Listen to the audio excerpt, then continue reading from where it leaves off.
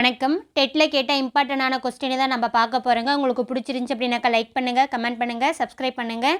டவுட்டாக இருந்துச்சு அப்படின்னாக்கா கமெண்டில் கேளுங்க. காற்று கருவிக்கு உதாரணம் டேஸ். ஆன்சர் ஆப்ஷன் சி குழல், சங்கு.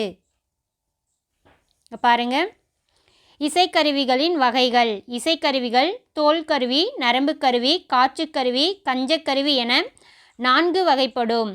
விலங்குகளின் தோலால் மூடப்பட்டு செய்யப்படும் கருவிகள் தோல் கருவிகள் எனப்படும். எடுத்துக்காட்டு முழவு, முரசு. முழவு, முரசுங்கிறது தோல் கருவிகள். நரம்பு அல்லது தந்திகளை உடையவை நரம்பு கருவிகள் எனப்படும். எடுத்துக்காட்டு யாழ், வீணை. காற்றை பயன்படுத்தி இசைக்கப்படுபவை காற்றுக்கருவிகள் எனப்படும். எடுத்துக்காட்டு குழல், சங்கு. நெக்ஸ்ட்டு, ஒன்றோடு ஒன்று மோதி இசைக்கப்படுபவை கஞ்சக்கருவிகள் எனப்படும். எடுத்துக்காட்டு சாளரா, சேகண்டி. இங்கே பாருங்கள், சாளரா, சேகண்டி அப்படிங்கிறது கஞ்சக்கருவிகள். முழவு, முரசு அப்படிங்கிறது தோல் கருவிகள். குழல், சங்கு என்பது காற்று கருவிகள். யாழ், வீணை என்பது நரம்பு கருவிகள். சிம்மரம் இலக்கணம் குறிப்பு தருக. ஆன்சரை கமெண்டில் கமெண்ட் பண்ணுங்கள்.